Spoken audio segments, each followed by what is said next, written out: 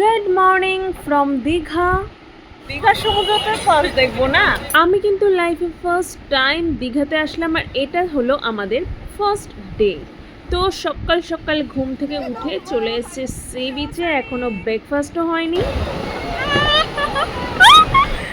দেন ব্রেকফাস্টটা সেরে নিলাম সি বিচের ধারেরই রেস্টুরেন্টের একটা পচা পরোটা দিয়ে। যাকে সে কথা পরে বলবো। যদিও সেখানে কিছুই না খেতে পেয়ে পরে আর একটা দোকানে এসে এই জিনিসটাকে খেতে হয়েছিল। আর তারপর আমরা সোজা ফোন ব্যাগ সব কিছু হোটেলে গিয়ে রেখে একদম সেই লেভেলে স্নান করেছি। তারপর একদম বাঙালি থালি দিয়ে ব্রেকফাস্টটা সেরে ফেললাম হোটেলেই। দেন আমরা বেরিয়ে পড়লাম ওল্ড দীঘায় যাব বলে।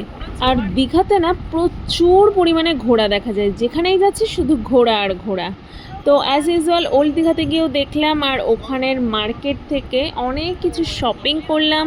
দেন কিছুক্ষণ সি বিচে বসে বসে সমুদ্রটাকে উপভোগ করলাম, ফুচকা খেলাম, রাবড়ি কুলফি খেলাম।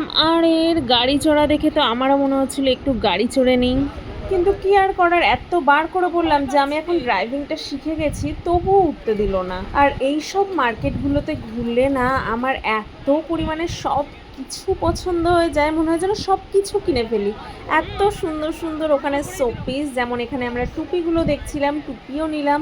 দেন কিছু শোপিস নিলাম। আমার তো মনে হচ্ছিল গোটা দোকানটা উঠিয়ে নিয়ে চলে আসি। দেখো দোকানটা কত সুন্দর। যাই হোক, তারপর ডিনার করতে চলে গেলাম আমরা ভরপেট রেস্টুরেন্টে, যেটা দীঘার একটা খুবই ফেমাস রেস্টুরেন্ট।